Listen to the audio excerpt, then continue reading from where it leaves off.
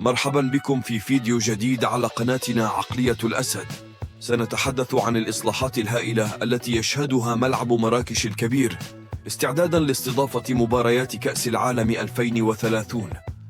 إذا كنت من عشاق كرة القدم وتود معرفة كل جديد عن تجهيزات هذا الحدث الرياضي الضخم، فلا تنسى الاشتراك في قناتنا وتفعيل جرس التنبيهات ليصلك كل جديد، ولا تنسى الضغط على زر الإعجاب لدعمنا.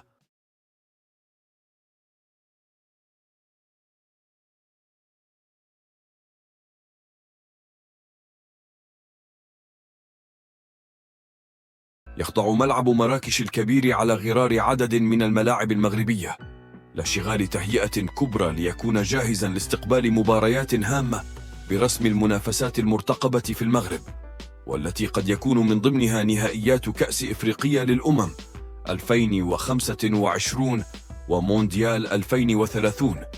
وفي هذا الصدد تم اختيار المقاولة المكلفة بإنجاز مشروع التهيئة الداخلية للملعب الكبير بمراكش بتكلفة 49 مليون درهم، وتشمل المرحلة الأولى من الأشغال تهيئة مرافق الملعب والمسالك المؤدية إلى المدرجات وتحديدا إلى المنصة الرئيسية، كما سيتم تجديد غرف تبديل الملابس وجل القاعات داخل ملعب مراكش الكبير. وأعادت هذه الأشغال مطلب جماهير الكوكب المراكشي بإعادة فتح أبواب ملعب الحارثي إلى الواجهة، خصوصا وأن هذا الملعب كلف إصلاحه أموالا طائلة دون أن يتم فتحه في وجه مباريات الفريق، رغم توفره على أرضية جيدة وتثبيت كراسي من طرف الجامعة الملكية المغربية لكرة القدم. ملعب مراكش الكبير يشهد حاليا مجموعة من الإصلاحات الكبرى استعدادا لاستضافة مباريات كأس العالم 2030 بالتعاون مع إسبانيا والبرتغال. تهدف هذه الإصلاحات إلى تحسين البنية التحتية وتحديث المرافق بما يتماشى مع المعايير الدولية، فيما يلي أبرز النقاط المتعلقة بالإصلاحات الجارية والتخطيط المستقبلي للملعب: توسيع السعة وتحسين المدرجات. سيتم زيادة سعة الملعب إلى حوالي 60,000 مقعد، مع تحسين تصميم المدرجات لتقريب الجمهور من أرضية الملعب وتعزيز تجربة المشاهدة. أنا الخبر: تجديد المرافق الداخلية. تشمل الإصلاحات تحديث غرف تبديل الملابس والمرافق الإعلامية والمرافق الصحية، بالإضافة إلى تحسين تقنيات الإضاءة والصوت داخل الملعب لضمان جودة عالية للبث والتجربة الحية. زنقة 20. أنا الخبر: تحسين المحيط الخارجي. سيتم تطوير البنية التحتية المحيطة بالملعب، بما في ذلك مواقف السيارات والمساحات الخضراء ومسارات الوصول لضمان سهولة التنقل والوصول إلى الملعب. أنا الخبر: التكنولوجيا والبث. سيتم تزويد الملعب بتقنيات حديثة للبث التلفزيوني والتواصل، بما يتوافق مع متطلبات الفيفا التي تركز بنسبة 70 على البنية التحتية للملاعب والنقل والبث والإقامة. الصحيفة. التنظيم المشترك مع إسبانيا والبرتغال.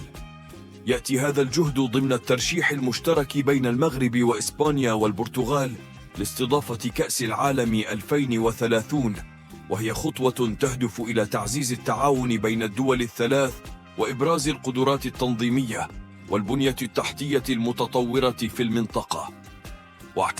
أنا الخبر: هذه الإصلاحات ليست فقط لتحسين الملاعب، بل تهدف أيضا إلى تعزيز تجربة الجماهير والفرق المشاركة في البطولة، ما يسهم في رفع مستوى كرة القدم والبنية التحتية الرياضية في المغرب بشكل عام. في إطار استعدادات القائمة ببلادنا لاحتضان نهائيات بطولة إفريقيا 2025، تتواصل الإصلاحات داخل ملعب مراكش الكبير على قدم وساق وبوتيرة عالية، والتي تشرف عليها شركة سونارجيس. ومن المرتقب أن يظهر المركب الكبير بمراكش بحلة جديدة تضاهي الملاعب العالمية الكبرى، خصوصا بأن الأشغال بهذا الورش الرياضي تسير بصورة متقدمة، وذلك من أجل وضع الملعب داخل الخدمة في الآجال المحددة له.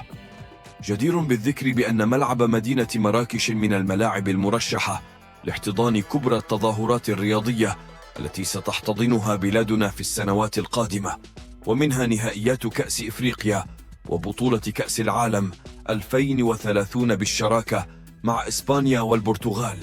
ملعب مراكش الكبير يخضع لإصلاحات كبيرة كجزء من استعدادات المغرب لاستضافة كأس العالم 2030 بالتعاون مع إسبانيا والبرتغال. هذه الإصلاحات تتضمن مرحلتين رئيسيتين، حيث تركز المرحلة الأولى على تحسينات أساسية استعدادا لكأس إفريقية 2025، بينما تشمل المرحلة الثانية تغييرات جذرية يتم تنفيذها بعد البطولة الإفريقية لضمان توافق الملعب مع معايير الفيفا لكأس العالم. تفاصيل الإصلاحات: 1. تحسين المدرجات. سيتم تعديل المدرجات لتقريب الجمهور من أرضية الملعب، مما يعزز من تجربة المشاهدة ويخلق جواً أكثر حماساً. 2. تجديد التجهيزات الداخلية. تشمل الإصلاحات تجديد غرف الملابس والمرافق الإعلامية والمرافق الصحية. 3. تطوير المحيط الخارجي. سيتم تحسين البنية التحتية المحيطة بالملعب، بما في ذلك مواقف السيارات والمناطق الخضراء ومسارات الوصول. 4. تقنيات حديثة. سيتم تزويد الملعب بتقنيات حديثة لتحسين الجودة البصرية والسمعية للمشاهدين، بما في ذلك شاشات العرض الكبيرة ونظم الصوت المحسنة. استعدادات أخرى.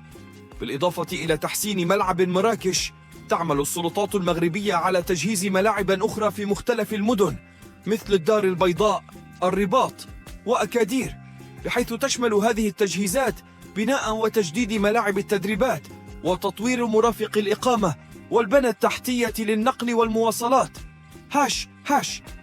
السياق العام. يأتي هذا الجهد ضمن ترشيح مشترك بين المغرب وإسبانيا والبرتغال لتنظيم كأس العالم 2030، في خطوة تهدف إلى تعزيز التعاون بين الدول الثلاث وإبراز القدرة التنظيمية والبنية التحتية المتطورة في المنطقة. يعكس هذا المشروع الطموح رؤية المغرب في تعزيز مكانته كوجهة رياضية عالمية من خلال استضافة الأحداث الرياضية الكبرى وتحسين المرافق الرياضية على نطاق واسع. هذه التحسينات ليست فقط من أجل استيفاء متطلبات الفيفا، بل تهدف أيضاً إلى تحسين تجربة الجماهير والفرق الرياضية على حد سواء، مما يساهم في رفع مستوى كرة القدم والبنية التحتية الرياضية في المغرب. وصلنا إلى نهاية جولتنا حول الإصلاحات المثيرة في ملعب مراكش الكبير استعداداً لكأس العالم 2030. نأمل أن تكونوا قد استمتعتم بالتعرف على هذه التحديثات الكبيرة والتحسينات التي ستجعل من هذا الملعب واحداً من أفضل الملاعب في العالم. إذا أعجبكم الفيديو لا تنسوا الضغط على زر الإعجاب لدعمنا والاشتراك في القناة لمتابعة المزيد من الفيديوهات حول الأحداث الرياضية والتحديثات الكبرى، ولا تنسوا تفعيل جرس التنبيهات ليصلكم كل جديد مباشرة. شكراً لمشاهدتكم، وإلى اللقاء في فيديوهات قادمة.